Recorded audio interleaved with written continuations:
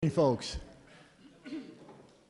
I'm pleasantly surprised of the large crowd we have here tonight. I'm Larry Ballantyne, one of the selectmen in Harwich, and welcome you to our meeting. This is the this is our last scheduled public meeting before town meeting, which is May 7th. And so my hope, and I think our hope is that this is a time that the CDM Smith can present their latest information, and it's a time where you'll have a chance to answer all the questions you want and hopefully get them answered. In that regard, I'm not going to say more. I'm going to turn it over to David Young to start the discussion. Thank you, Larry. Again, welcome everybody. It's nice to see such a nice turnout, especially with the sun finally coming out. We all miss that, don't we? Again, my name is David Young with the firm of CDM Smith, working with Harwich on your wastewater program. With me at the table is Mike Judici from CDM Smith, the project manager for this design of the sewer system. I think everybody knows Chris Clark, your town administrator, Megan Eldridge, health director.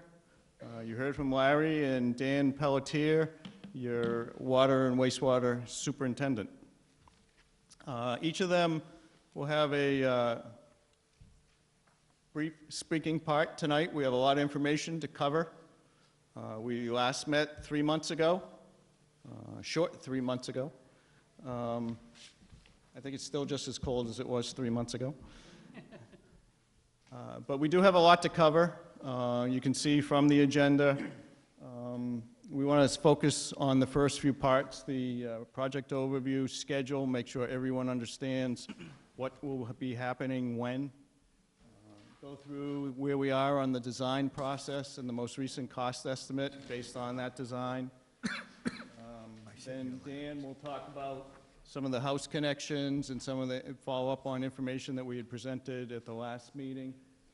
Megan will go through some of the information on the process for when things will happen and the role of the Board of Health, and if you've had a new Title V system and all those things. And then Chris will follow up on some of the financing options, information that was requested at the last meeting and has been discussed at some of the selectmen's meetings. And then Peter Hughes, who was on the Wastewater Support Committee, will give an overview of the actions that they've been taking. And then we'll open it up to your questions and comments. So if you could because we have so much information to present, if you could hold your questions till that point. If you have a burning desire and have to ask it then, that's fine. You have to go to the microphone because we are taping tonight's sessions, because those who couldn't attend, they'll be able to watch it on cable. Similarly, like we did at the last meeting, everything here tonight, hopefully you picked up the handouts when you came in. All that information will be posted on the town's website, as well as this, the presentation tonight will be posted as well. So with that, I think we'll get started. Just a brief reminder why we're all here. The town, since 2007, has actually been working on this program, and ultimately a comprehensive wastewater management program was developed and approved by the state and local county in 2016. It addressed mainly nitrogen issues within the watersheds shown in this figure.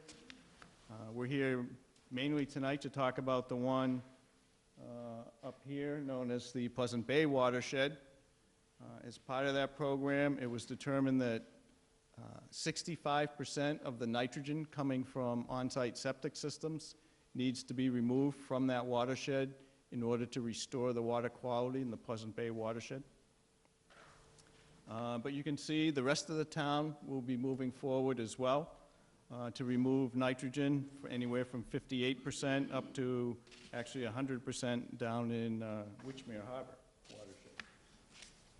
I know this is difficult to see, but We've put this in many of the brochures. We've had boards. It's all posted on the town, again, website. There's a wastewater button. If you haven't visited that button, I'd encourage you to do so. The Water Support Committee has put a lot of effort into revising that and simplifying all the information, so it should be up to date. But what this figure depicts is an 8-phase program over a 40-year period to address the water resources here in Harwich. Now, the focus has been on wastewater and nitrogen, but this program actually does address your freshwater ponds and the town's water supply wells as well. So it addresses all the water resources.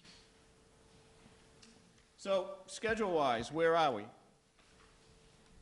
If nothing else, when you leave tonight, I'd like you to at least have a good understanding of the schedule for this overall program. It's an important program to the town, so it's important that everybody understand that.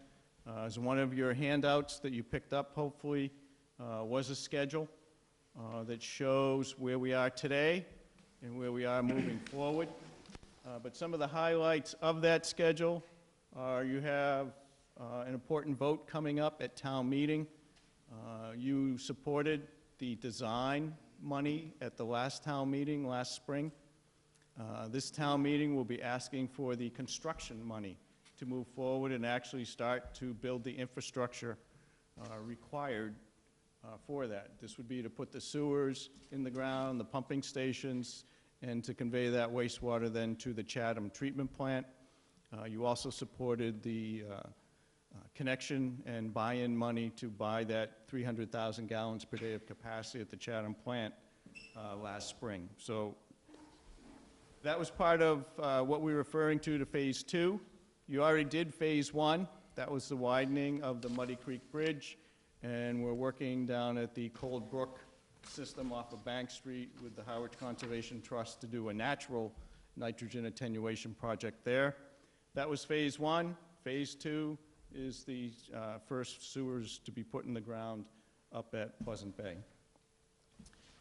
Last fall, we filed what's known as a state revolving fund, SRF, loan application process with the state.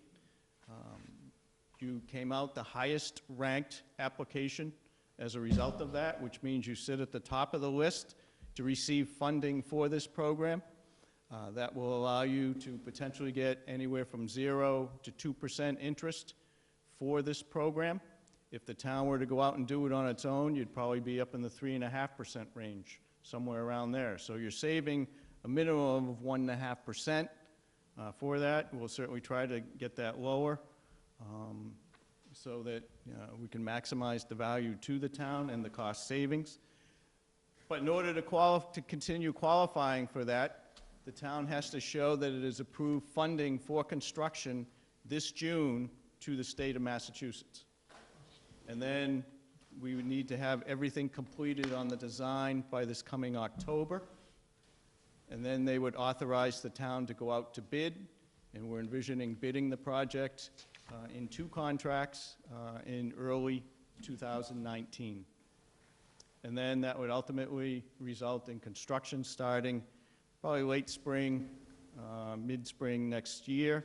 So a year from now, a little over a year from now, if everything moved forward, is when construction would actually start. And that would be a 2-year process. And then after the construction is completed, because before anyone can tie in, they need to be able to have all the pipes in the ground to convey the wastewater over to Chatham. The pumping station that would be shared with Chatham and Harwich needs to be built, and the pipes from that pumping station to the Chatham treatment plant needs to be constructed. So all that needs to be done in that 2-year time frame before anyone would be tying in. So before anyone connects to any town sewer, we're looking at least 3 years out from today. Is that clear? If there's one takeaway, I want you to take that one away tonight. Because there's been a lot of panic that people think they have to connect tomorrow. That's not the case.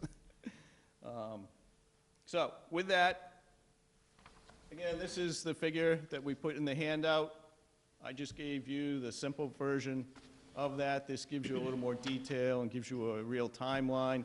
Some people like to see it in pictorial format, more like to see pictures. So essentially says the same thing, gives that detail. So again, we need to show to maintain that excellent funding picture for you with the SRF program, show that the town has approved funding for that in this June, complete all the design by the end of October, go out to bid early next year, start construction next spring, 2-year period of construction, and then connect to the sewers.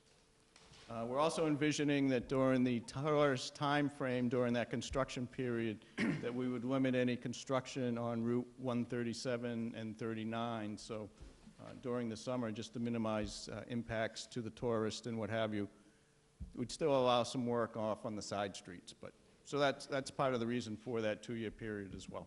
So with that, I'll turn it over to Mike Judici, who will walk you through the design since we last met. Thank you, Dave. Good evening, everyone. Again, Mike Judici from CDM Smith. So we just want to give you a quick update on where we stand with the design since we last talked back in January. For those of you that were here or may have watched the presentation on cable, at that time we had just recently received the topographical survey for the area. So since that time we've been working hard on progressing the design, actually developing design sheets so that we can could prepare an updated cost estimate, which we'll talk about a little bit in a few minutes. So I'm not sure what's better for people, if I refer to this figure here, or can everyone see the screen okay? Okay, maybe we'll try that. So just a quick overview, as Dave alluded to, this entire area consists of this is the Pleasant Bay watershed of the East Harwich sewer service area. And there are 3 different phases that make up that sewer service area. What we're talking about now and proceeding with the design is phase 2, which is shown in this darker purplish color, if you can see that. Phase 3 is up here in the light green. And then phase 8, which is, as Dave said, 35 to 40 years out, has 2 components, this piece up here in the Pleasant Bay watershed and this Great Sand Lakes piece over here.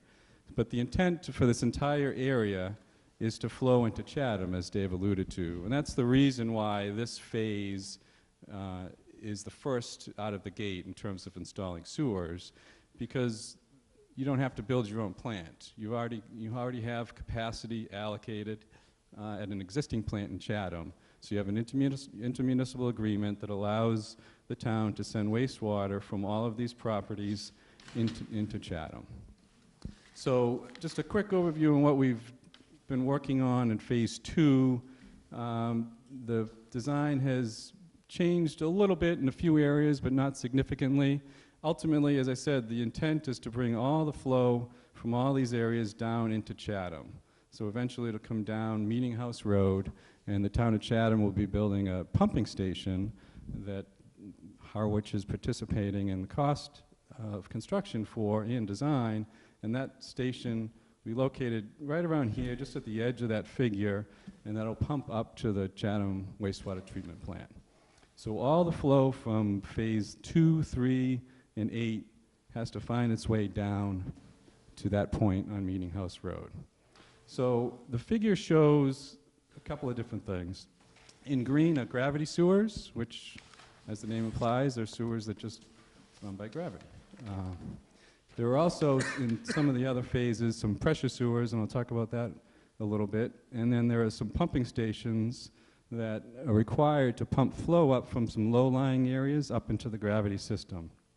And the pipes that come out of those pumping stations are called force mains, and those are shown in red on the figure.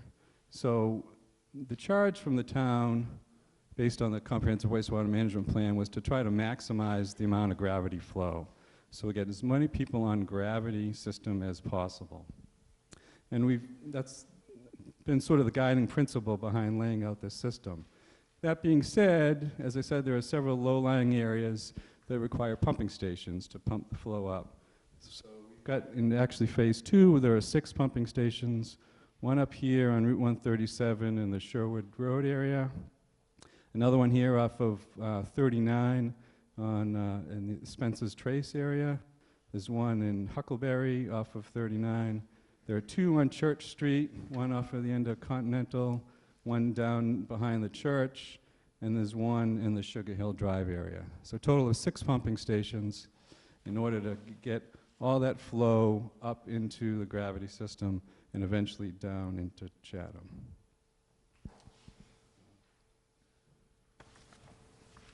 So, actually I'm going to go over here for a second if I could. So this is just an example of a design sheet, and hopefully everyone can see it. So basically, this is what we've been working on for the last few months is for every section of sewer, we developed these design plans. It has 2 components, a plan view that it basically shows from an aerial view of what the alignment of the sewer is, and what we call a profile, which is essentially a cross-section cut right through the alignment of the sewer, so you can show and see how deep the sewer needs to be. You can see the sill elevations of all the houses along the way, and that's what guides us in determining how deep and how big we need to make each of these sewers. So this was important because this helps us do a more accurate cost estimate. Obviously, the deeper your pipes need to be, the more costly they are to install. So we have essentially 70 or 75 of these design sheets in order to show the entire collection system in phase 2. So just some quick numbers. The gravity sewer that I talked about, we've got about 12 miles of gravity sewer, just over a mile of force main from those 6 pumping stations, and then pressure sewer. I'm going to go back to this, if you will.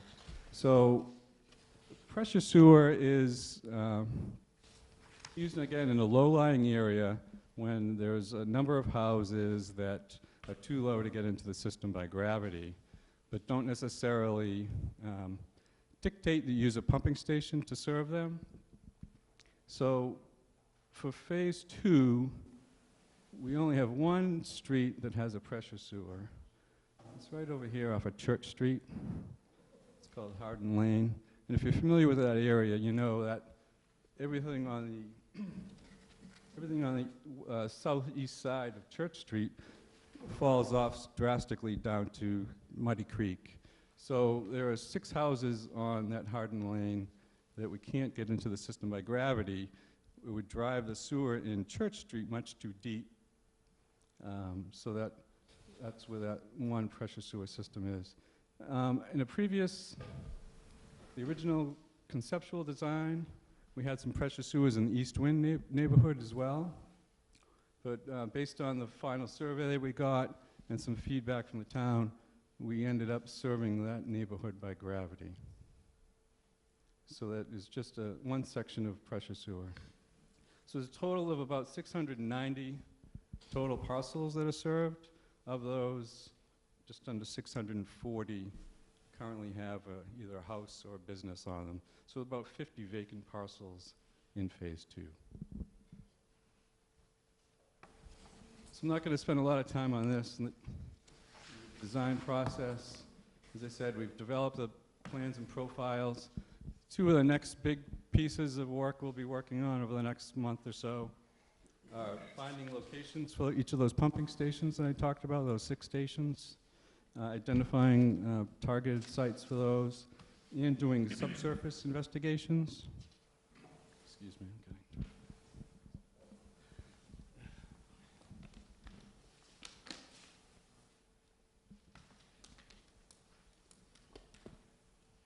Excuse me. So we're going to be doing subsurface investigations. So we'll be drilling borings, they're called, so basically test holes along the alignment of all of the pipes. So we're going to have in the order of 200 to 225 test holes that will be drilled so that we can gather information in terms of the soil and groundwater along the alignment of all the pipes. So that'll be starting over the next month or so. And that helps us further develop these design plans to know if there are any areas where we have soils that aren't conducive to supporting a sewer or a manhole or a pumping station. In that case, that material would have to be removed and supplemented. So, based on these design drawings that we say are essentially at a 50% design level, that have plans and profiles, all the pipe sizes identified, the depths of each of the sewers identified, we developed a cost estimate so that we could update the estimate that was done under the comprehensive wastewater management plan based on the conceptual alignment. Now that we have the limits of phase 2 further defined and the depths of all the sewer defined, it allows us to have a much more accurate cost estimate. So we actually have a construction division in our firm that have professional cost estimators. They develop cost estimates for all of our projects, all of our design projects. They also bid on projects as part of our design build portfolio. So they're very seasoned cost estimators. So basically, they include in their estimate all the costs that a contractor, and I should clarify for those that aren't aware of it, once we design these projects and put them out to bid, it's publicly bid. So this is a public bid process under the Massachusetts general law. So they incorporate all the components that a contractor is going to include in his price when these go out to bid, in terms of, you know, mobilization, demobilization, general conditions, obviously labor, equipment, materials, overhead and profit. So all those are factored into their cost estimate. As well as a contingency. They include a contingency just for any unknowns that could come up on any construction project. And they also escalate it. As Dave had mentioned, you know, if things go forward, this project would be bid next year and then constructed in a 2-year period after that. So our costs are actually escalated. It's typical industry standard practice to escalate to the midpoint of construction. So our estimates have escalated out to 2020, which would be after the first full year of construction. So in terms of the numbers themselves, these are the main components that build up to the total cost that's being asked at town meeting. The construction cost, as I just alluded to, is updated to $18.5 million. General services during construction, that's essentially the office administration of the contractor in construction, dealing with the contractor, shop drawing submittals for every piece of pipe that goes in the ground, gravel materials, paving, pumping stations, all those require submittals from the contractor to the engineer to make sure what they want to put into the project meets our specifications. So that's a pretty robust process, getting those shop drawings reviewed. That also includes processing the contractor's pay requisition, submittals to the DEP for the SRF program for reimbursement, meetings obviously with the contractor and the town, coordinating with residents. On-site resident engineer inspection, as the name implies. And we'll have people out in the field observing the work that the contractor is doing to ensure that everything they put in the ground is done in accordance with our plans and specifications. They also will be the face of the project for the residents. They're the people you'll be seeing out on the street. They'll be working with you. Dan will be talking shortly about house connection locations. They'll be the person that you'll be dealing with in the field. And they also play a big role that they have to measure all the materials that the contractor installs in the project so that he only gets paid for what gets installed and nothing more. Other town costs, that includes policing. As you can imagine, this project's going to disrupt quite a bit of the area, especially with Route 137 and 39. So there's police details involved. There are also costs associated with easements that need to be acquired for the pumping stations, and we have a couple of easements for the pipeline themselves. So there are legal costs and easement costs associated with those that are included. And the last item is as I alluded to before, just going to go back here. A couple of components. There's a sewer that needs to go in Queen Anne Road. As you may or may not know, houses on the north side of Queen Anne are in Harwich, houses on the south side are in Chatham. So we've been working with Chatham quite closely throughout this process, and it was decided that Chatham was going to design and construct the sewer in Queen Anne, and then Harwich residents on that road would connect as well as the Chatham. Obviously, as wasn't done during the, I guess when the water mains were installed, there's actually 2 water mains in Queen Anne, one for Harwich and one for Chatham. So we didn't want to have that same situation, so it obviously made sense to coordinate. So the cost of the design and construction of that sewer, plus the sewer running down to the pumping station in Chatham and the pumping station itself, all roll into that $2.95 million. And that's Chatham's consultant's estimate at this point of the cost of those facilities, of Harwich's share of those costs, the cost of those facilities, which is around 50-50 split between the 2 towns. Dan's going to talk about service connections.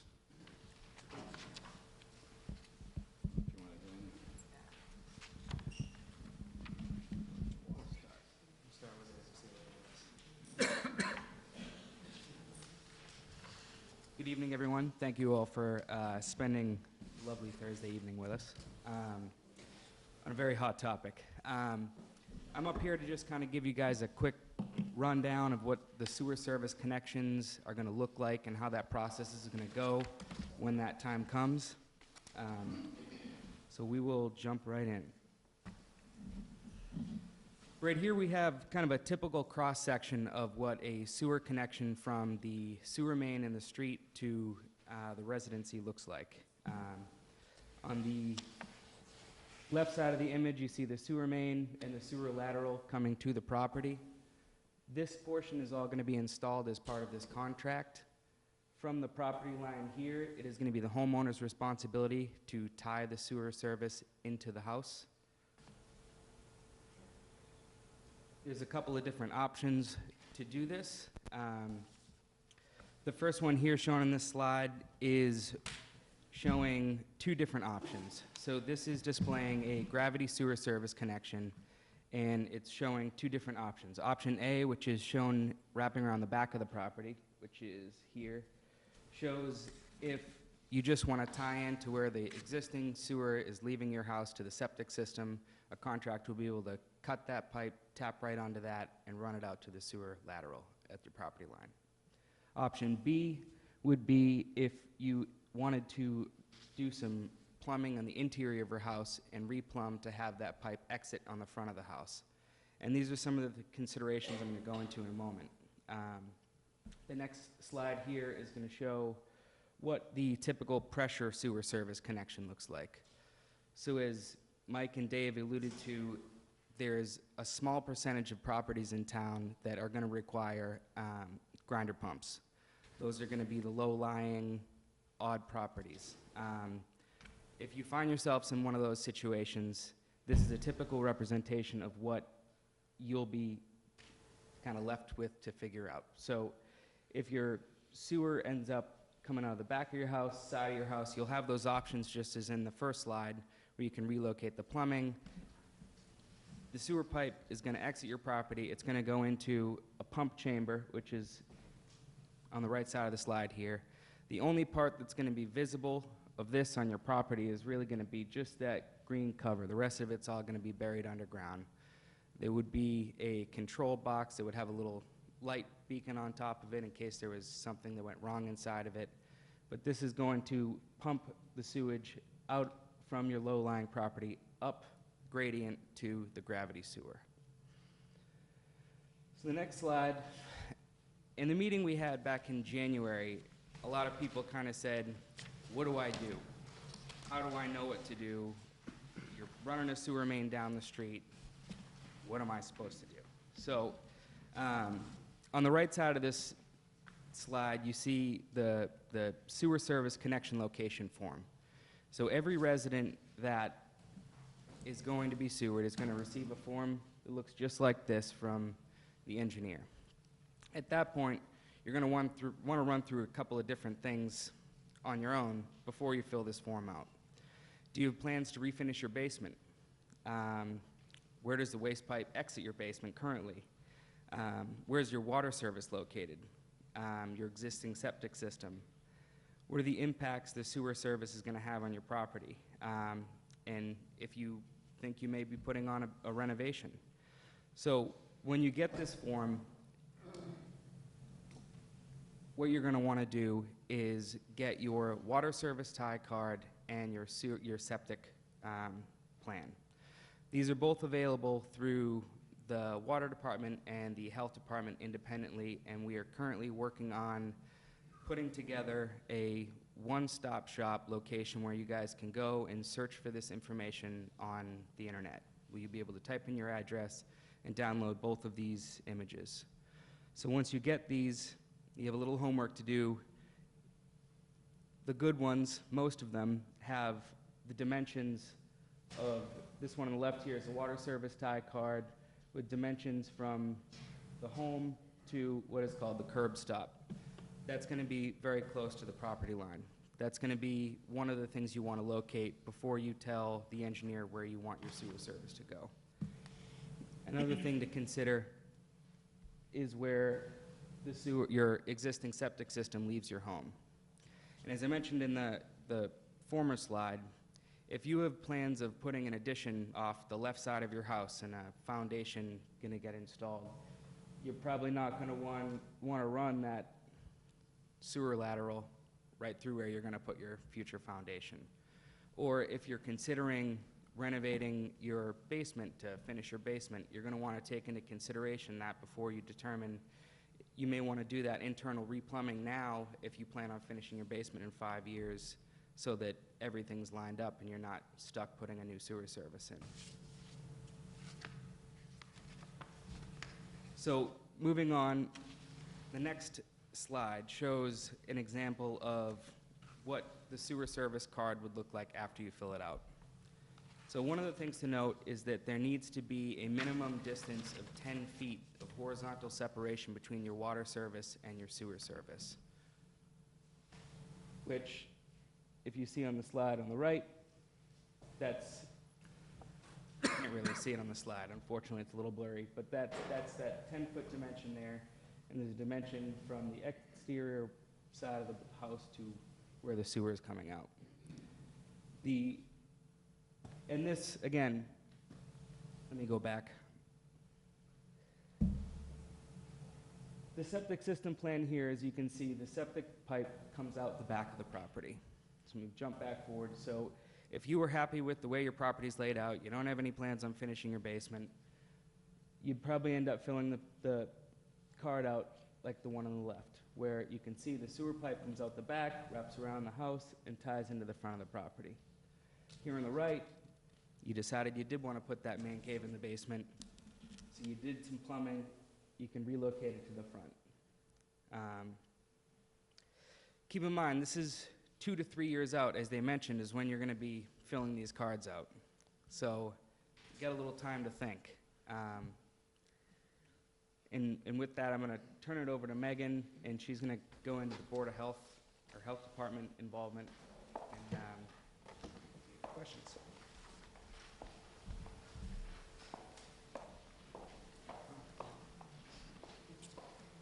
Thank you, Dan. Hi, everybody.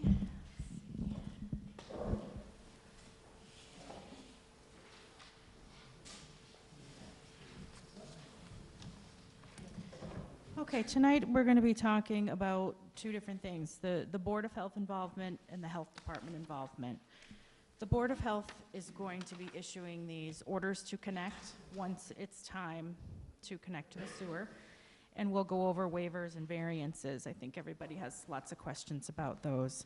And then we'll talk a little bit about the Health Department and how you can access your property information and how to decommission your old septic system.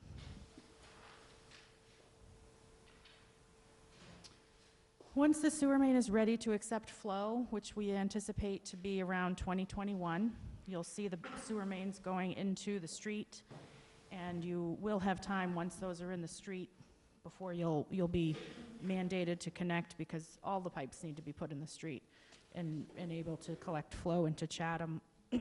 You'll get a certified letter from the Board of Health, and it will have a time frame of when you're supposed to connect. Right now, that time frame is 1 year. It may be extended to 2 years based on contractor availability. We do know that in other towns, it's hard to find a contractor to get this work done within the year. So the Board of Health is aware of that. Once you get your order to connect, if you feel you can't make that time frame for one reason or another, the Board of Health is going to listen to time extensions on a case-by-case basis. So that means it's a hearing before the Board of Health to request a time extension for connection. The board will need to know why you need that time extension. And it can be because it's financially not feasible. It could be because you just put your brand new septic system in 2 years ago and you can't afford to do this new connection. Another reason could be that your system is brand new, you don't want to put in a new connection to the sewer, so you need to request for a time extension. The board will hear those on a case-by-case basis, and they are willing to accept time extension requests. We've discussed it at previous meetings. They understand the financial hardship this is taking on each homeowner in this area, and they are willing to listen to those time extensions. Connecting to the sewer system is mandatory. They will not give you a forever extension. What they'll be looking for is some milestones for you to make. For instance, if you've been given 2 years to hook up, they'll ask you to get engineering done within the next year, and the following year get a contractor scheduled, and the year after that have it connected. So they are willing to work with you. Another situation that may come up is real estate transfers. Right now, Title V requires an inspection of your existing septic system prior to sale of your property, and systems that fail require to be upgraded within 45 days. If that were to happen in this area, you could request a waiver to not upgrade that failed septic system and instead upgrade as soon as the sewer is available.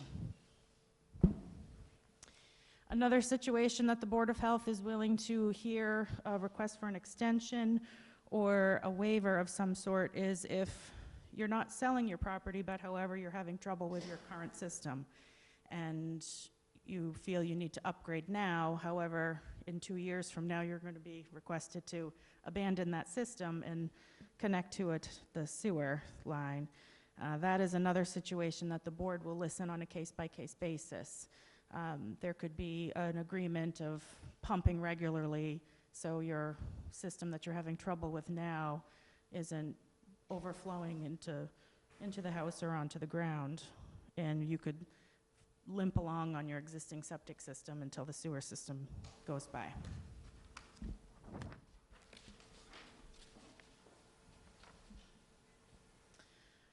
So once you're ready to connect, the health department is where you'll find your current location of your septic system, which is what Dan was talking about. You'll need to locate your sewer line and find out where you want your line to go to the street.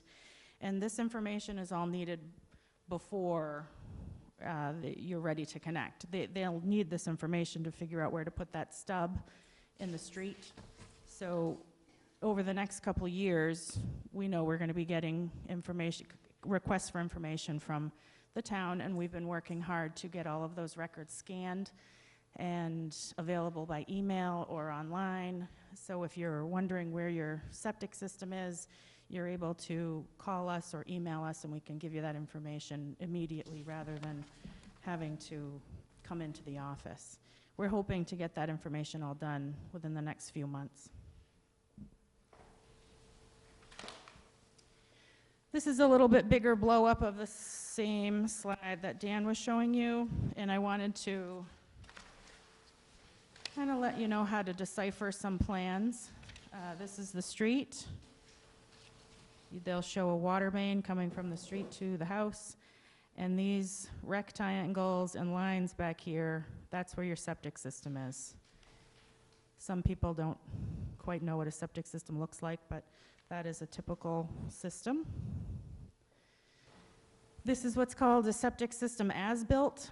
Sometimes things don't go according to plan, and your septic system is installed in a different location than what is on your design plan. That doesn't happen as much anymore, but back in the 70s and 80s, sometimes we didn't have a design plan, so you'll be looking at an as-built like this. And some are better than others. That one had an actual rear and front, so that's a good thing.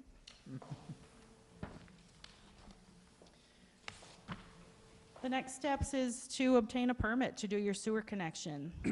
We do require an engineer to design the connection. We have a list of engineers and sanitarians in our office currently that are able to design Title V systems. The engineers on that list are available to do engineering work for sewer connections. We will be developing a list of licensed utility installers, which are a little different than a septic installer, only because it's a different name, different department they're going to be getting their permit out of. And currently we don't have any of those because we don't have any sewers. So as we get closer, we will have a list available of licensed utility installers. That installer will pull the permit to construct the new sewer connection, and they may also be licensed to decommission your existing septic system.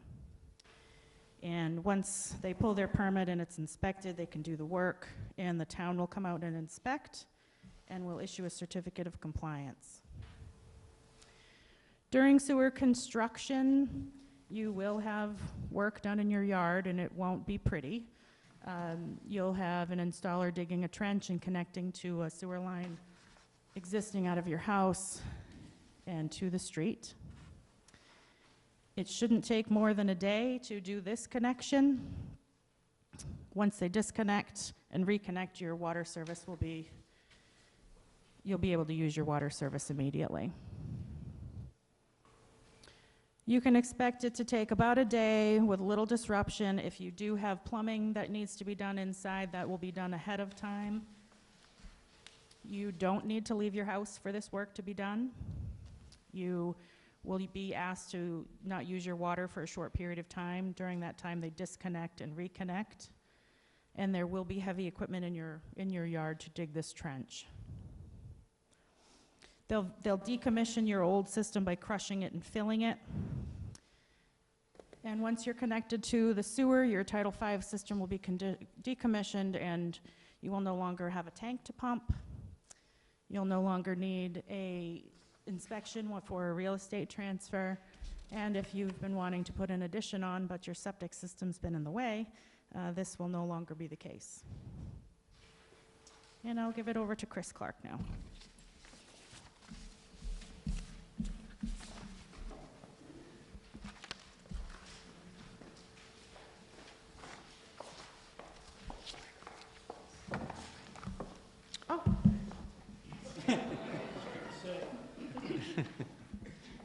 Most people say I have a loud voice, but I'm not quite that loud. Keep them quiet.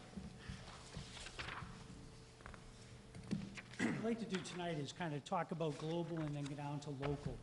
One of the things that I wanted to put up here was, my job is to do some of the financing for the town.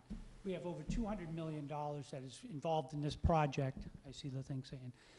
We have over $200 million involved in this project. So how do we try to incorporate that and take off some of that edge for the taxpayers? So this is how the town is going to fund. I'm just going to do this quickly because we have talked about this before. One of the things that we do is by looking at a 40-year time horizon and 8 phases, we have a long period of time. So we have 70 years. What this chart shows, is the red area here is the Monomoy debt. So you can see as the Monomoy debt, which was a debt exclusion is paid for by everybody above and beyond Proposition 2.5. So as that Monomoy debt falls off, and you also have public safety debt that's also on here, as that falls off, you can see what we're doing is we're backfilling it with debt for the sewer. So you can see how the sewer project will be the largest component of our debt service as we move forward.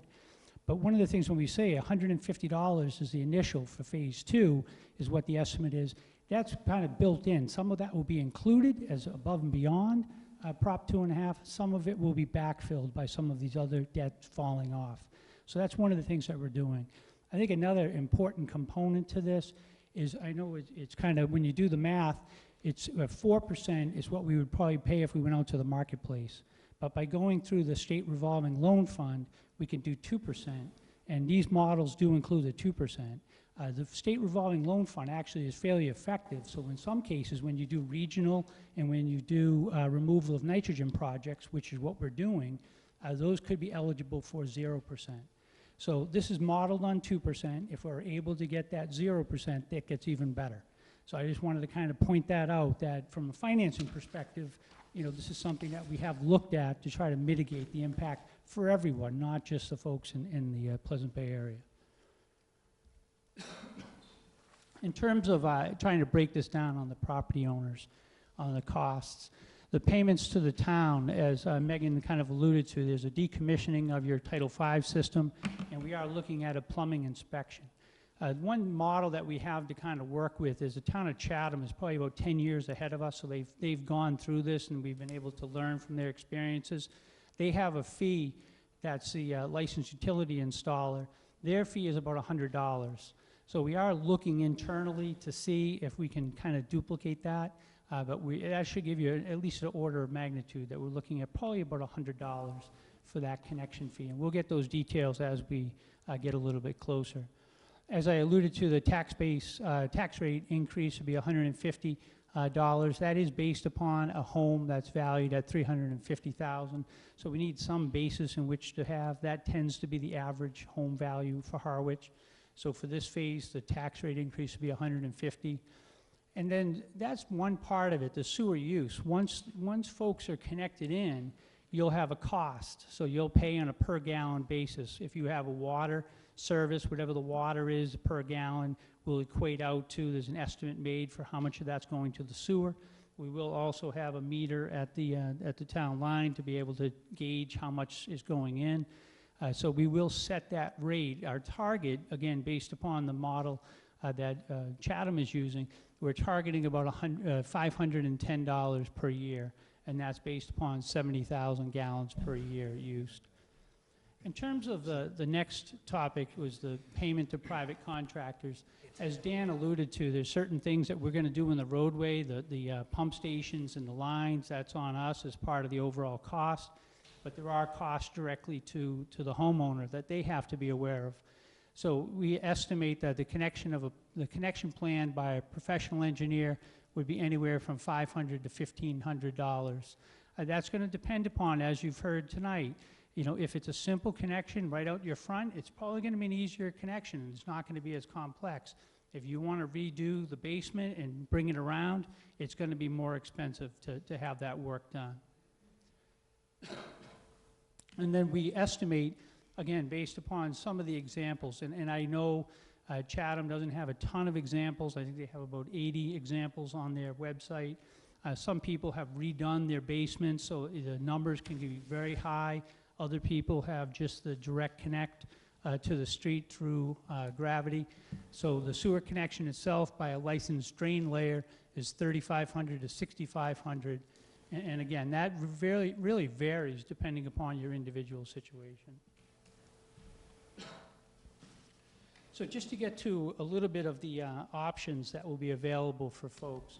I did go on, I was on the website yesterday for the Barnstable County Community Septic Management Loan Program. It's a 5% interest rate. They do get their funding through the SRF, the State Revolving Loan Fund, so they're eligible for that 2%, and then they have a build-up charge or an add-on charge of 2%. They were contemplating, I don't know if, I did invite somebody from the county loan program. I don't see them here in attendance. But in conversation with him when he presented a few weeks ago, he did say that they are considering going down to 4%. So as the private sector rates go up and the county potentially comes down, it may be more competitive. Just to give people a flavor of that, if it was $7,000 for the connection at 5% interest over 15 years, their program does allow up to 20 years, but just in this example, we have 15 years. The annual cost would be $675 or $56.25 per month. In the Chatham examples, they did find that most people went through the banks, and we are trying to do presentations through the Wastewater Support Committee to have banks come in and do some presentations. Most folks have been able to use the mortgage refinancing, a home equity loan, or a home equity line of credit. So those have been better financial vehicles for the folks that have used it in Chatham, and I presume it would be probably good for the majority of people in Harwich. I did want to just talk about, one of the things that I've heard that we're not, Harwich is not Chatham. I get that. I get that very much. I've been the administrator here for 4 years, and I get that we probably have a broader spectrum of folks in the community. So one of the things I wanted to look at is we may not be able to have direct offsets in terms of how do you decrease the amount that people have for that loan program. But what I wanted to do is at least to highlight some. Under the Harwich Board of Assessors, we do have existing now already some exemptions that people would be eligible for. It falls under Massachusetts General Law, Chapter 59, Sections 5 and 5K. It's called a senior exemption. These are driven by eligibility, income eligibility, and age eligibility, but they're eligible right now for up to $1,500 per year. There is also another element that is on top of that, so you can do two of them. And there's very few elements in the law that allow you to do it. The other one is a veterans exemption. But under the volunteer services, right now we have $1,500 per year. So that's somebody comes in and volunteers to do some labor. And one of the things that I found is some folks are, they're up there in age and they're not necessarily as skilled or want to work in an office. So the law has changed, and we have on for the town meeting warrant what they call an angel provision. So that is Article 42 of this May town meeting warrant. And what the angel provision does is if you have an Eagle Scout or a friend or a relative that would be willing to do the volunteer services, that person would be eligible to have that done on their behalf. So the combination of those two elements end up to be about $3,000. So I wanted to kind of point that out. And the law does allow for up to 90% of the tax bill to be offset by those above concepts. So based upon the FY18 tax rate of $8.80 for a $350,000 home, that would be about $2,772 that could be exempted. So it's not a direct offset, but that $600 could be offset by tools like this. So if you have friends or neighbors that are really struggling, one of the things we wanted to make sure we looked at is there viable options for folks to be able to pursue that. I did want to invite, I was going to do, but I see that he's here. Do you want to come up? I was going to do the presentation for the Wastewater Support Committee. I was anxiously waiting to see if somebody was able to show up. We picked a poor week. Everyone was away except for Mr. Hughes. So I'm going to turn it over to Peter Hughes from the Wastewater Support Committee on the purpose of that committee and how they're serving you.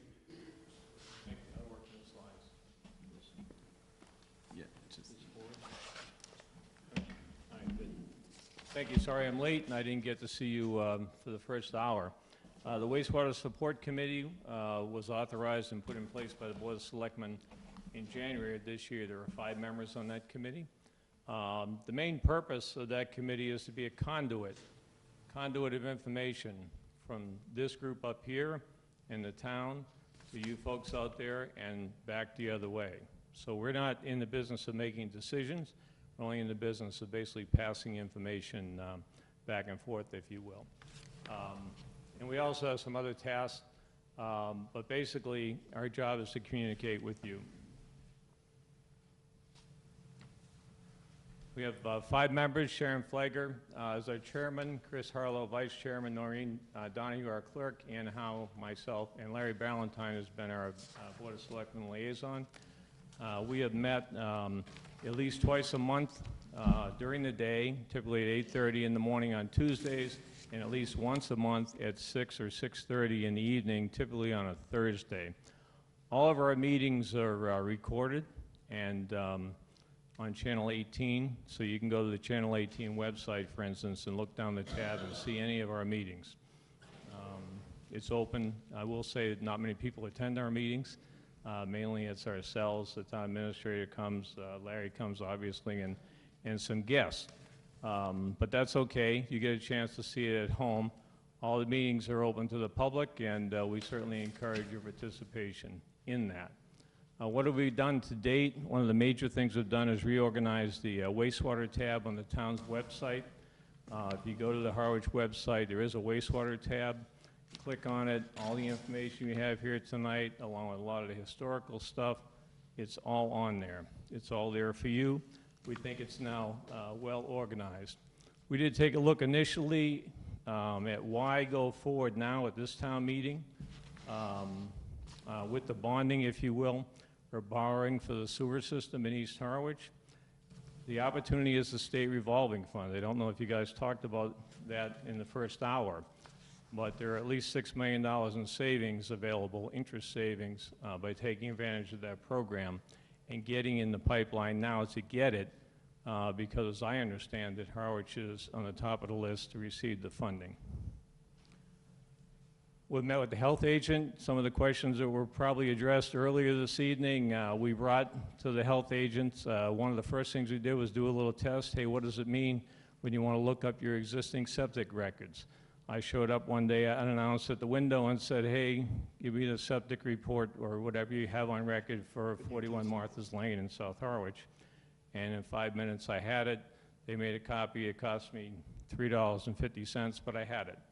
And then we started to explain to people how you could tell in your basement whether your septic system was going out the front or in the back, et cetera, et cetera. All that's on TV as well, if you go forward and look at it. We got the initial publication, a listing of the Pleasant Bay Watershed Phase 2 streets. Tonight you've got an updated version of that. Hopefully that keeps getting refined. How many of you got a letter mailed to you about the fact that Harwich was in the wastewater business and East Harwich in particular was being targeted for sewering, if you will, at this town meeting? Hopefully lots of you did. We did an 800 property mailing to folks in East Harwich. We're now developing a step-by-step guide as to what it means to connect to the sewer. We've had a lot of questions about that. You've seen tonight some new graphics, I think, that are available, and some poster boards that will be available to support what that means. We've also worked through the process with folks and said, hey, the first thing to do is know where your septic system is, just to know whether it's in the front, the back, the side, whatever. But then also, what do you do? Eventually, you're going to have to go hire an engineer, someone who's licensed to do a design. They do the design. You're going to have to go out and get a licensed contractor, which I'm sure you talked about, licensed utility installers, if you will, and put that whole package together. Okay? The town is providing the pipe in the street, and then you got to connect with it. We had the Barnstable County Septic Loan Program Manager come in and spend some time with us. That's a very effective program if you're interested. It sounded to us when he presented it to be a very straightforward and easy process. You hate to have them admit it, but they said they have lots of money, whatever that means. But certainly since Harwich is moving forward in the East Harwich area, before some other towns get into the sewage business in a big way, I think you've got an early opportunity to get in there, and if you're interested in that loan program, to take advantage of it. It sounded very attractive. We're on Channel 18. If you want to connect with us, go to the Harwich website and tap on the wastewater tab. You can email us at wastewater@townofharwich.us. And we encourage you to submit to us questions, because I'm sure many of you have questions you either don't want to ask in public, maybe, or things that show up over the course of time. It might seem trivial to you, but if you had an answer, it might give you some clarity. I won't guarantee we can always get you an answer, but that's what we're there for, to try and do that. So emailing us is a great way to do it. Show up at one of our meetings if you'd like to is another great way to do it. Okay? And town administrator, you can always get him in his office, and I think we're done with that part of it. So. Okay, what I'd like to do is just, we're going to open it up to questions. I just want to make sure that everyone had an opportunity to grab the materials that we had at the back desk and the side, just a copy of the handouts, just so people have those. Another one that I thought was kind of helpful, Phase 2 implementation, just kind of what the costs are. If you maintain the existing process, what happens. We do have a representative here from DEP too, and perhaps if there's any questions that come up in regards to that, we won't necessarily put them on the spot directly. And then the 4-page, this actually talks about the various articles that are on for this town meeting. There's a lot of material that's going to be on. And then as you have the list of streets with the house numbers, and then some other material is just our efforts with the town of Dennis and Yarmouth. One of the things that we're trying to do to decrease costs is to make sure that we partner up with folks as much as we can to be able to decrease costs. So a lot of material. We try to make it as readable as possible, so hopefully it's helpful. With that as an overview, we want to make sure we have plenty of time for questions and answers. We are being televised, so I would just ask that if you would raise your hand, be acknowledged, and come up to the microphone in the middle, or the podium in the middle, and we can see if we can answer questions that you may have relative. I would say if there are specific questions about property, maybe bring it up in a general way, but I would recommend just spend some time afterwards with the engineer folks, and that way you can see. I know I take things for granted. I had a person call me, and they asked, was their house included? And I looked at the map. It was in my office. I was able to blow it up, and I saw that they were in Phase 8. I think a lady even came at the beginning of the meeting, found out she was in Phase 8, and said thank you very much, and didn't stay. So there are some simple questions like that, and please feel free at the end if you want to ask those, please do so. Phase 8 is obviously 35 years out from now, so it's a long time horizon. So with that as who's my first taker? Up in the back.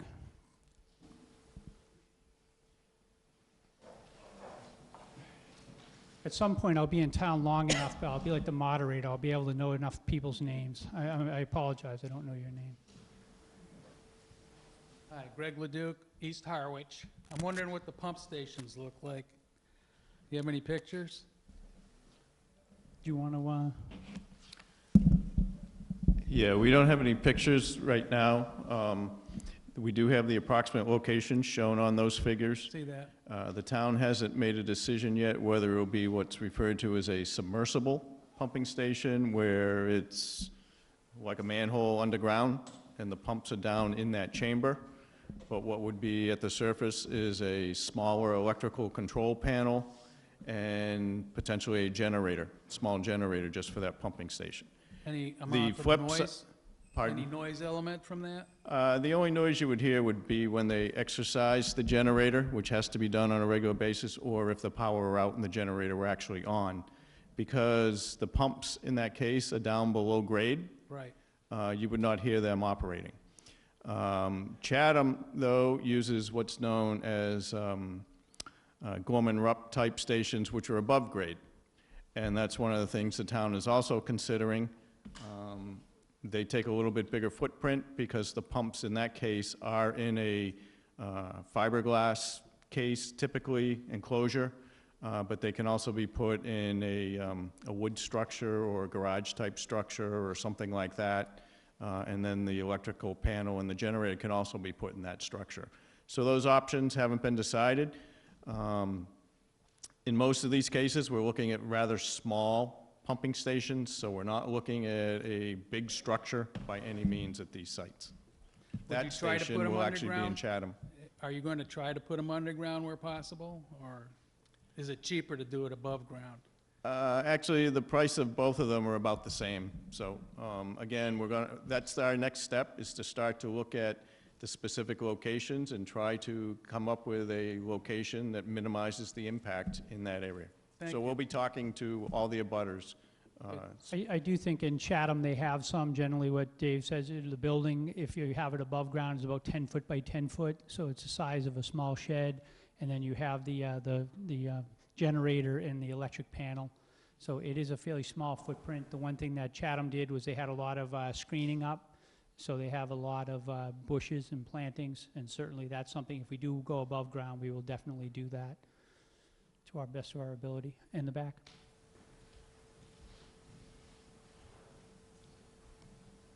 John Bologna on Sugar Hill Drive in East Harwich. First of all, thank you for all your work. I know it's been a long haul to get to this point, and still got a long haul in front of you, I'm sure. Couple general questions, and then one particular to my neighborhood. First of all, relative to comment that Megan had made about possibly, doing an addition on your house, for instance, building out to where the septic field used to be. So the first question would be, will the design flow be predicated based on current design? Like say if you have a 3-bedroom house and you want to put a 4th bedroom on there, would it be based on current design flow, or would it be capacity to increase the number of bedrooms, let's say? If you're in a zone 2, which is, I believe is what you're talking about, where you're limited to 1 bedroom per 10,000 square feet, right now, currently, we're not looking at building out any farther than that. So our flow is based on current zoning. Yeah, just in terms of that too, we had 2016 when the plan was done. We said we would cap the amount of flow to 2016 numbers. So just as a point of reference, it would be limited to 2016. Okay, thank you. And the second question is a follow-up, Megan, regarding real estate transfers from between now and the time the actual hookup occurs, and if someone was going to be doing a real estate transfer at that point, and currently they would be mandated to upgrade their system. I wasn't really clear when you made that point earlier. How's that being handled? Essentially, folks can be able to, obviously, forestall having to put in a new septic system as part of the real estate transfer? That's right. There's 2 situations that we would look at. The first is a cesspool automatically fails. And right now we have a waiver to not even have an inspection done. Why bother spending the money when you know it's going to fail? So we've developed a waiver for inspection in this phase 2 area. If you have a cesspool, you could request the Board of Health to continue using that until you're able to connect. And the second is if you have a Title V system and it does have an inspection done and it fails for one reason or another, whether it's in hydraulic failure or the leaching field is full, that again, we could give you a time extension for upgrade rather than the typical 45 days. Okay, thank you. And then the third question relative to my neighborhood, Sugar Hill Drive. I noticed on the previous maps that neighborhood was not included, but now it is being included. So not that I'm opposed to it, I'm kind of glad that it's there. I was just curious to what the logic was behind that.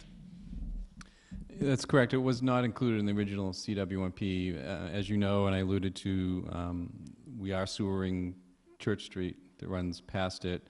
That area obviously drains down to Muddy Creek, so it made perfect sense in our mind to include that neighborhood since the sewer was in close proximity, and that was essentially the only neighborhood that wasn't included in that general area. And again, since it's flowing down, any discharges from septic systems are going right down to Muddy Creek, so we wanted to make sure we included that, so that's why it was added. Now, just as a follow-up, if you don't mind, there's also a force main, I believe, that you're showing, so I was not clear.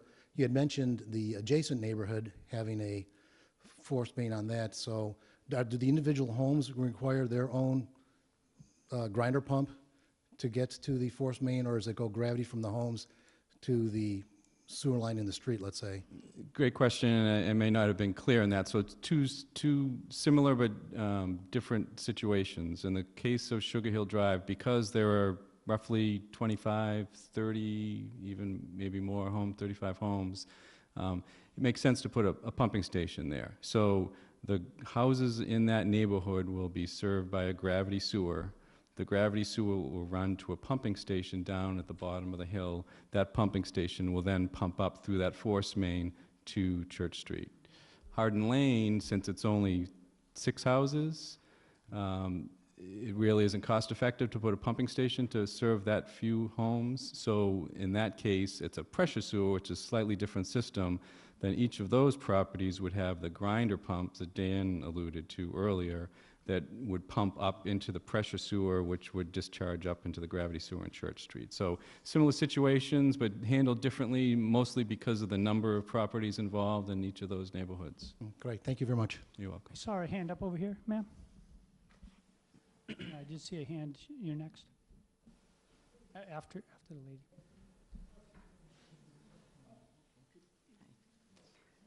lady. Marie Pugelli in East Harwich. I'm wondering if you live on a private street or private lane like we do off of Queen Anne Road, will the sewer line run down the private street?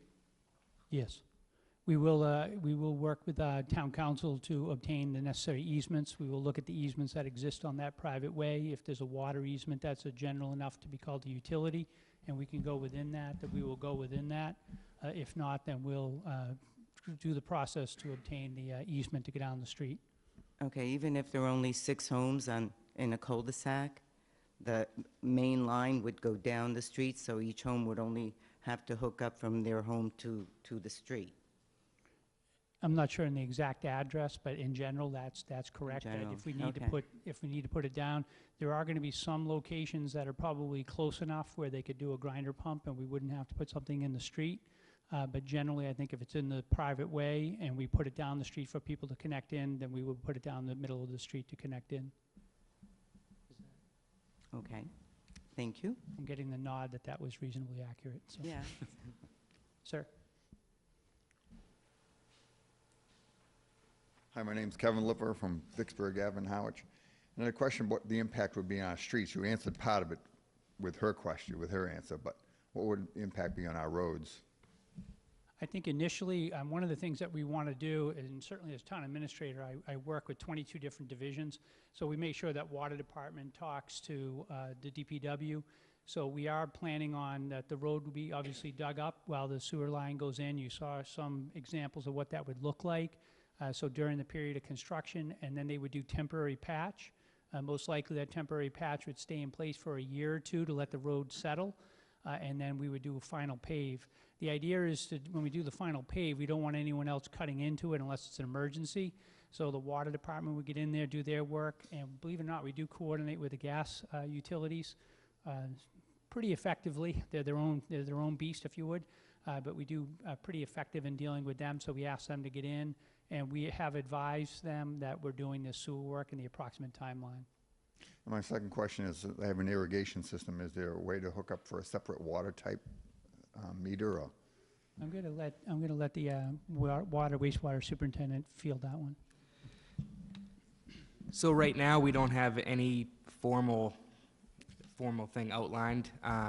It is going to be a topic of conversation. I know there are some communities who do irrigation or sewer deduct meters. Some do not. So we're going to have to go through and weigh the pros and cons of each of those. But it is on our mind. Thank you. I see a hand in the back, or Rich? Why don't we go Rich and then you, sir? He yields. Go ahead. Roy Terwilliger on Church Street. I noticed the price of the construction has gone up $2 million in a very short period of time. And I have 2 questions. One is, what caused it to go up? And how realistic are your contingency plans to make sure that doesn't happen in the future? Yeah, that's a great question. I think number one, these were feasibility numbers originally. So that was almost 6 years ago that some of these numbers were generated. And we've had issues, obviously, with Saquatucket Harbor. I mean, there's a lot that have been in the press. So we've been very concerned to make sure we have the numbers more accurate. So as was alluded to earlier, they've gone through and done what's called a construction estimate. So they've gone out and actually had estimators do this. Estimators, it's a different process in terms of a homeowner potentially.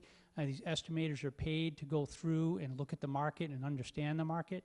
So they have gone and done that in this case. So some of the escalation is related to that. The other part is because this work is going to be done in a year or two from now, that escalation needs to be projected into the future. In terms of the accuracy, I know folks in Orleans just went out to do theirs, and their estimated numbers came in close to what the bids were, I believe on or slightly under. And was it Fall River or New Bedford, Fall River? In terms of CDM and their experience, they did the same thing, and when they went out to bid, those bid numbers came in on the estimate. The one thing that you will see, and actually is a fairly high amount, is the pump station with Chatham.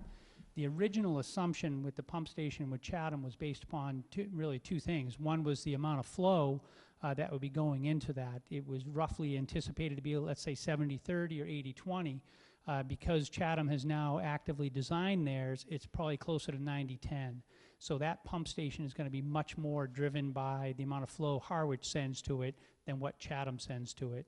And by the IMA, we did it based upon the percentage of contribution to that pump station. So that has gone up. And then secondly, they have estimated, as we have estimated, the cost of that pump station, and the affiliated pipes has also gone up. So it's a more accurate number based upon original projections versus more detailed drawings. Rich, did you have?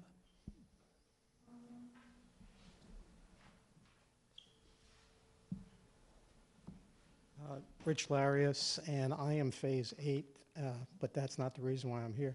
I'm also the chairman of the Capital Outlay Committee. The $2 million that was just brought up is not in the capital plan. We have not voted on that. So there is an issue there before town meeting. I just wanted to make a couple comments there. You said that there's a lady that walked out, looked at the map, said she was phase 8, and walked out, and she said good evening. Yeah, she wasn't she was happy that she was delayed, phase 8. that's all. I think it's really important that, I don't know how many people here are all East Harwich, but the meeting is called for East Harwich, and it's the phasing of East Harwich, but it impacts all the taxpayers of Harwich. So I think it's really critical that word gets out that the impact of $500, $150, $175 gets to all taxpayers, number one. Number two is the debt replacement that the graphic that Chris showed assumes that we don't have more big debt other than, you know, from a dollar standpoint, there's not another $24 million project coming up or whatever. We have a $6 million firehouse coming up also. So there's a lot of other stuff where debt replacement, keeping it whole or keeping it level is what we're trying to do. But we have to take that in mind as other debt commitments come in the next 40 years when we all come back here to discuss how phase 8 is going to work. Just two other things. The water supervisor said that we have a lot of homework to do. Yeah, we do, but I think we need a tutor. This is all new to us. I think I'm not an engineer. You guys are. You've done it before. I don't call it homework. I call it, you guys have to help us. The town has to help the individual taxpayer. Call it a constant tutor. I think you need a point of contact. I know the Peter's committee, I don't know if that's going to continue. Could that be, you know, the quote-unquote point of contact? But I really think, you know, to say that you're going to go to the health department, you're going to go to the water department, you're going to get this and you're going to get that, it's going to cost you $350 or whatever, and you're going to, you know, you have to go before the health board. You know, these are all sort of negative things in my mind when you have to present yourself and try to get a yes or no answer. I think you need an advocate within the town to support us, and I'm phase 8. I hope I'm here for phase 8, but I doubt it. But I really think we need some help, Chris. It's just two things. One, obviously, I've been in this business for a long time, and we are definitely in a cycle where there's a lot of work being done in a short amount of time. The good thing about that, though, is that you're not going to have to build, town's not going to have to build another Monomoy High School for probably 30 to 40 years. The tech school is under construction. So we're in a big cycle now. Yeah, I always think that each generation kind of is called upon to do certain things to kind of meet that challenge. And we're in that challenge, I mean, like it or not. So we're doing what we can to kind of mitigate that. The good news is by doing a lot of that work now, there's not a big $50 million other than the wastewater that we'll have to tackle in the foreseeable future. And then just, and this is, I've been in government for a long time, and I think I've had people call me, and I sat at my house and I chatted on the phone. I probably spent about 15 or 20 minutes with people. I always tell my people that we have to educate first and enforce second. So I know Megan and I know Dan. Actually, I promoted both of them in the time that I've been here up to those positions. If you have questions, seek one of us out, and more than happy to spend time and work with people to do that. It is a manageable number, 690. That sounds like a lot, but if people want to come, please just call. That's what local government's about, being accessible. And I think that the Wastewater Sport Committee has a lot of really quality people on there too that can walk through and answer some questions. So seek us out, but there's 3 of us here tonight, the paid staff, if you would, that are here to help, and then certainly the volunteer committee too. And one last thing. I really think that given all the attention to East Harwich and the phases, there should be some more of these type of meetings. I don't know if you're going to get the attendance or not, but in terms of success and how it's going to affect Phase 3, Phase 8, and any other part of town, so that you get the success factors in, and maybe some of the hardships, what's happening, sort of a briefing every 6-8 months to the other parts of town, so they know it's coming. That's a great idea. I saw your hand here first, and I think I saw you're next, okay, after. If I could too, I just want to throw out that I've had the opportunity to speak to many residents regarding wastewater and how this process is going. And I'm happy to call me anytime, shoot me an email. I'm happy to give my cell phone number out. I know that a lot of people work during the day. I'm happy to talk to people at night. I just want to make sure that everybody's, on the same page. The homework I was referring to was more in reference to if you're going to finish your property, finish your basement, put on an addition, that sort of stuff. I'm not expecting everybody to learn engineering and design, so. Thank you, Dan. Go ahead, ma'am. Marietta Nilsson. I live on Parallel Street, and I think I'm Phase 8 or some other thing. But the reason why I'm here is that I've been a realtor in my hometown here of Harwich for 38 years, and the magic word that I heard was easement. Now, I know you said there are 6 pumping stations.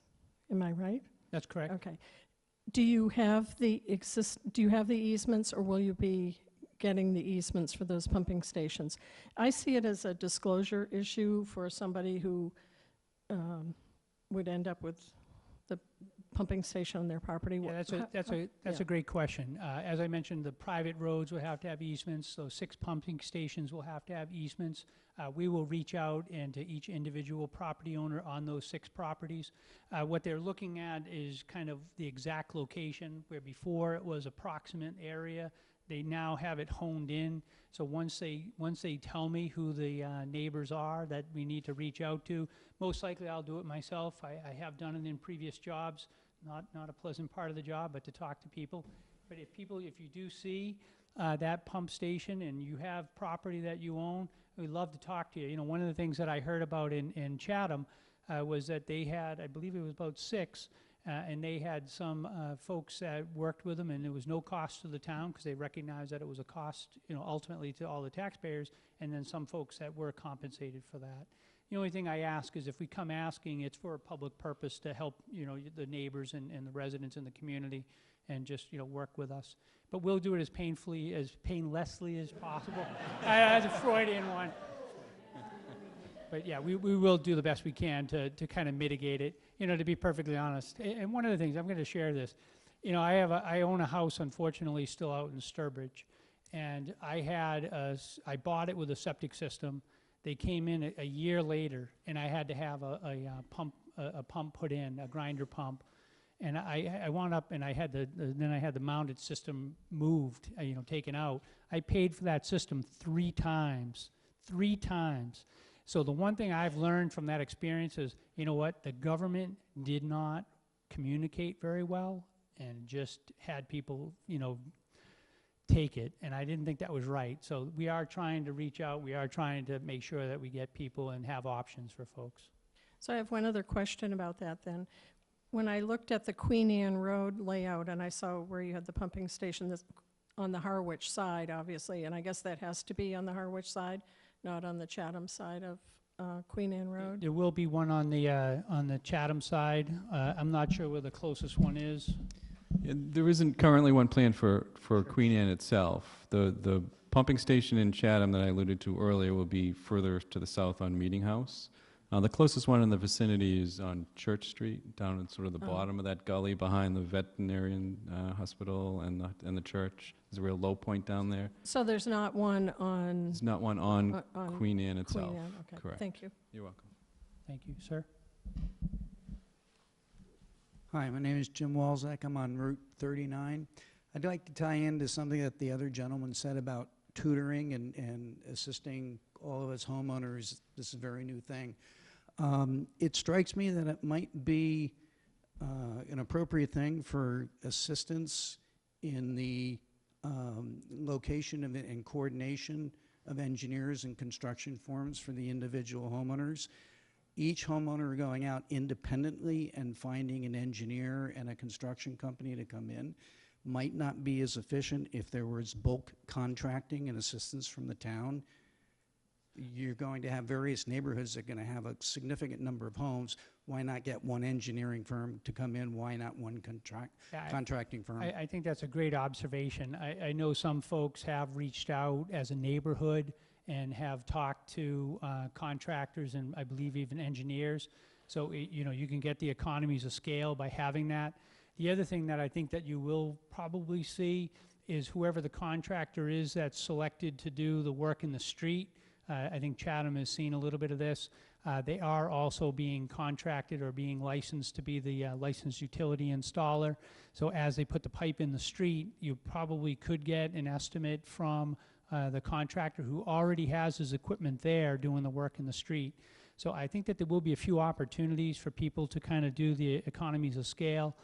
In terms of the town, there was a decision made that we put the pipe in the street and then the connections are up to the homeowners.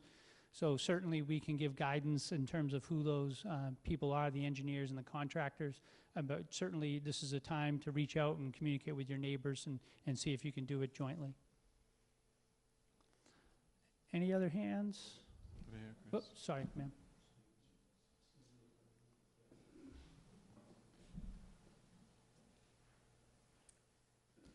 Hello, I'm Lisa Franklin from Cemetery Road. And my question is regarding the state revolving fund. So it sounds like there's been a lot of great work in terms of applying and, being in a positive situation with that. But is that something that's like once and done, or like if we decide as a town that, for whatever reason something doesn't go through, can we still apply next year or the year after? How many times? Yeah, that's a great question. The state revolving loan fund, I think originally it started where the federal government gave money to the state agency, and they created a state revolving loan fund. They loan out money, and then people have to pay it back with the 2% interest. They reuse that specifically for projects, in this case sewer and water projects. Those are the two that are eligible. I think the concern that we have now in terms of timing, really only the town of Chatham in our neck of the woods and maybe a little bit in Orleans doing some water work and sewer and Falmouth. There's not too many towns that are actually competing for those dollars on the Cape. So the more we kind of stay out in front, the greater the likelihood. It is competitive, and we want to make sure we say that, so it is competitive. And if there's 15 towns all going for the same money and we don't score high enough on their priority list, then there's a chance that we would not be eligible for that. And they do have a priority list, so let's just say, for instance, if there's 100 projects, they may only have funding for 50. So it depends upon the number of projects that are being solicited, and that's statewide. So I think in terms of the town down here, because it's a regional effort and because it's nitrogen removal, we have a stronger application. And just for the septic loan program through the county, they have that as their same funding source. So I believe they have $30 million that they loan out and then they get back. The gentleman indicated their default rate was about 2%. So they are continuing to replenish that money as people pay those loans off. Okay, so point being that, there's another application opportunity if needed from the town for those. Each one of our phases will be an application before. Okay. And my other point, and I think one of the gentlemen made a really good point on the capital and the debt, is that, we talk about the sewer and wastewater management. It's a slice, right, a view that just says, here's what we're talking about here. We've got, the public safety building that's coming up for support at the town meeting, right, in East Harwich. We just had the schools. So I feel like from a debt standpoint, I got your point on the picture that you were showing, but I still sit here and say there's a lot of different components of things, right, that get layered in on top of that. And I didn't know whether or not the public safety building that has been, put up on for consideration was included in your debt figures when you were showing them Yeah, across. actually, the charts that we've done, and I believe we have it in the budget message, the administrator's budget message, everything that we're aware of, including like the Cape Tech School, anything that's our portion is in there. Okay. To the best of our ability to know. Certainly, we know probably a 7-year time horizon fairly accurately. 20 years out, that's much harder to guess. Okay, thank you. You're welcome. Any other questions? Chris, can I just, real quick, the vibe that I'm getting clearly is that, people want some help trying to lay this stuff out, and for good reason. Locating our sewer services or the sewer laterals on our property, according to the schedule, if everything moves forward, is realistically probably 2 to 3 years out. That being said, I'd be happy, I know, I don't want to volunteer Megan, but I'm sure she'd be willing as well as we get closer to that time period to set up some workshops with the residents in these towns when these letters go out, to give you guys an opportunity to come in and sit with us and take a look at your property, take a look at your water service, your septic service, and try to find a good location for that. I mean, like Chris said, it's a manageable number of people, and if it puts everybody at ease, I'd be happy to offer my time. So, I saw a couple hands, one over here, and then a lady in the back. You're next, okay? Good evening, Paul Muldoon from Southwest Drive. Sort of goes along to your point of being prepared and understanding what we're getting into. I like to know what I'm paying before I purchase something. I've spoken with some engineers and some installers about this project and what it would cost for my property, and the common information, or the common request that came back was the elevation of the profile or the main. Will that information be made public anytime soon so we can start that process on our own? Certainly, as I alluded to before, we have laid out profiles. They're going to change throughout the course of this process. We're, as I said, approximately 50% complete. So as we move through and refine the design, that would change a little bit. But if you have a specific property that you're interested in, then we could get that information to you. As Dan alluded to, we're 3 years away. It certainly makes sense to start thinking about it and planning for it, but it's nothing that you need to decide tomorrow. But certainly, as we move through the process, they're your plans, so they'll certainly be available for you to take a look at. Yes. Great, thank you. The lady in the back. Thank you. Hi, I'm Diana Gendron from East Harwich. I had a quick question on the decommissioning from the Title V septic system. What is that going to look like, and when they go to take it all apart, are they removing all the cement and then going to be filling it in? Can you explain a little bit more? Typically, they'll leave the cement in place. They will crush the septic tank, if you have a tank, put a hole in the bottom of it, and fill it with sand, so there isn't a void in the earth. If you have a cesspool, they'll just fill it with sand. They won't remove the blocks unless you want them to. Same thing with a leaching field. That can stay in place because it's typically pipe and stone with very little voids. We just want to make sure there aren't any voids left for sinkholes and things like that. But we could have it removed. You could have it removed. If you have it removed, you'll be disturbing your yard more, but if you want it removed, you can certainly have it removed. Thank you. I know in my circumstance, it was an aesthetic. I had a raised mounded system and I wanted it to be gone, so I paid for that third time. Thank you. Ma'am?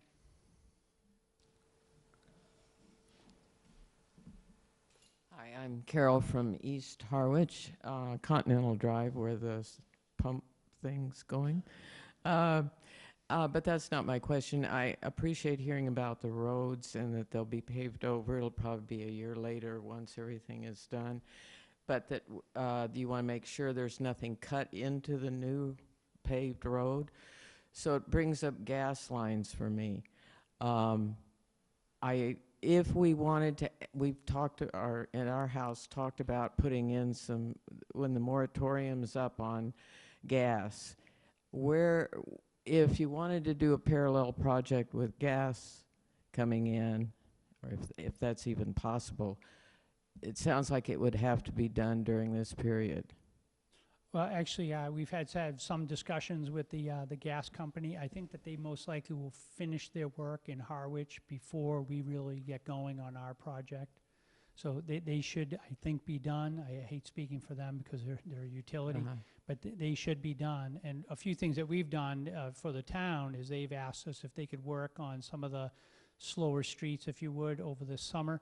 So we have said yes to try to hurry up and get them done so that the moratorium can be lifted and people can. But even if there is, when the work goes in and we put the sewer line in, there'd probably be a temporary patch for 2 years too. So the idea is to kind of get everybody out of the way and then do the final paving when everyone's out of the way. Okay, thank If you. there's an emergency, then they're going to cut in. They're going to cut in, but that's the goal anyway. Let's do one more. Two more. I didn't see the hand, sir. Marietta again. I have a question about where the pipes that are going to go in the ground, where are they made? Are they made in America or are they from another country? And in light of the tariff wars that our country is on the brink of, how is that going to change the equation of the numbers we're looking at? The type pipe that's going in the ground? Isn't SRF Buy America? I believe the SRF is Buy America. Certain components, the steel, there are certain components that are required under the SRF program to be made in America, particularly steel. Typically, so the majority of the sewer pipe is going to be PVC, polyvinyl chlorides, is plastic pipe for the vast majority. The force mains are typically ductile iron or high-density polyethylene. Most of the fabricators of those materials, those pipe materials, are in America. I don't believe we have a Buy America requirement, however, but generally the pipe that we see is American-made. Okay, I see 3 more hands, so we'll do 3 more and then. Yeah, my name is Peter Miller. I'm from East Harwich. And I see, 4 years ago, I put $10,000 into my septic for a new septic system. And now you people want us to pay for all these. There's a long list of fees here. And so my question is to our representative, our selectmen, our elected people, who are supposed to protect us and work for our betterment. What did you do to mitigate or eliminate these charges, and why weren't they not included in the construction overall costs? What did you do as our representative to eliminate them for us? That's a broad question, but what we've done as the Board of Selectmen is to look at costs from day one to try to lower the costs as much as we can. Throughout, well, I would suggest that we did.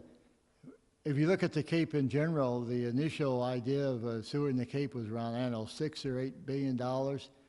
by using modeling from University of Massachusetts, that was reduced in half. In Harwich, for instance, we're only sewering half of the properties to meet our regulatory commitments to reduce nitrogen. We've looked with very low pressure on CDM Smith to move to gravity to reduce costs and to reduce the... What did you do for us, not them? What did you do No, I mean, that's all directed towards you, though, too. And I live in the... You did something to help them, but what did you do for us, the people of this town, to mitigate and eliminate these costs? It's like going to Comcast. Okay, okay. You owe $140 for the service, and you say, fine, I'm going to go home and watch TV. And then you say, oh, no, you're not, because you can pay $10 for this box every month. Septic charges to pump them aren't $500 a year. They're much lower. You're increasing our costs yearly.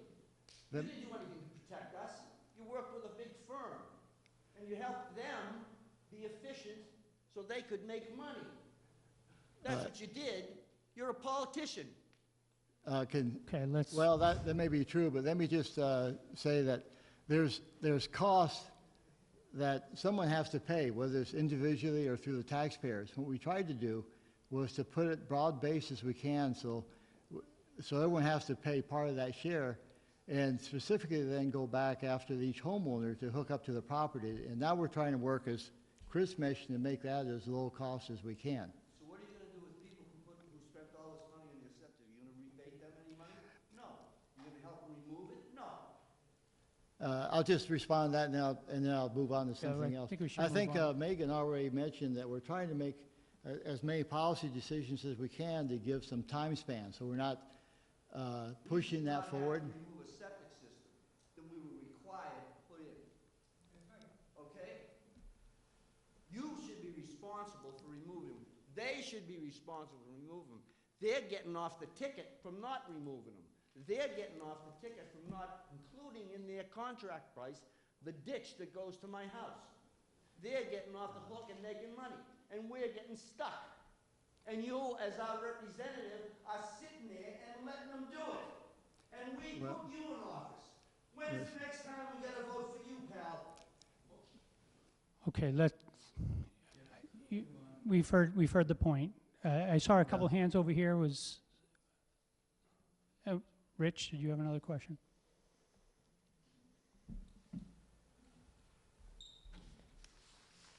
I know the young lady spoke about the natural gas hookups and so forth you're taking. I've always had the question, and I can't foresee the next 40 years, but as gentleman just said, we have Comcast, and that's it. We got Comcast. We don't have Verizon. We don't have AT&T.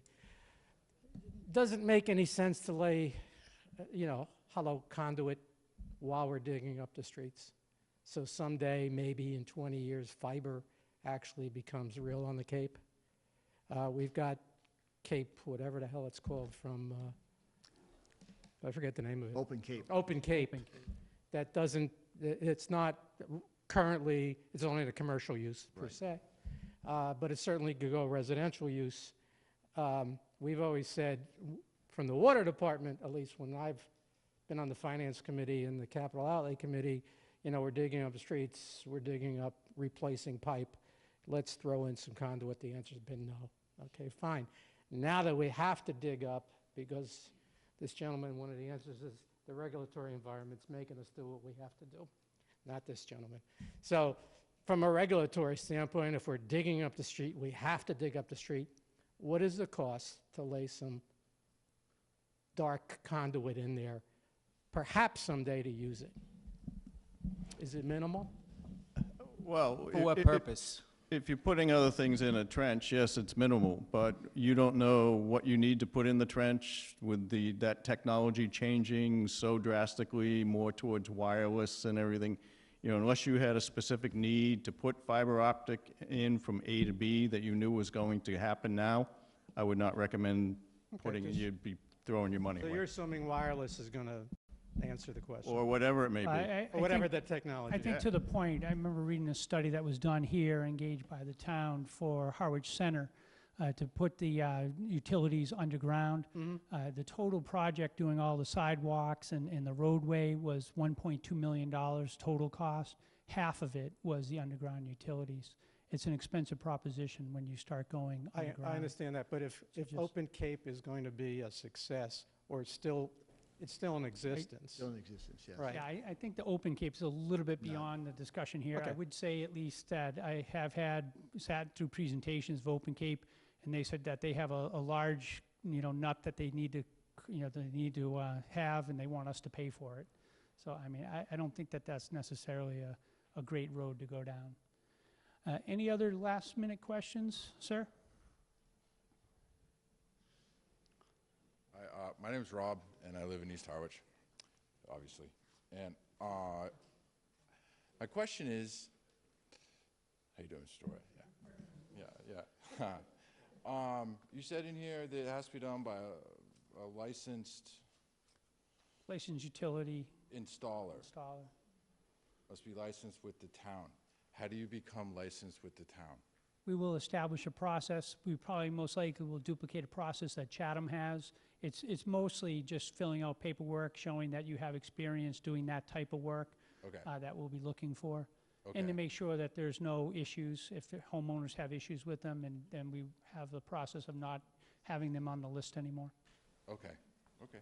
That was it.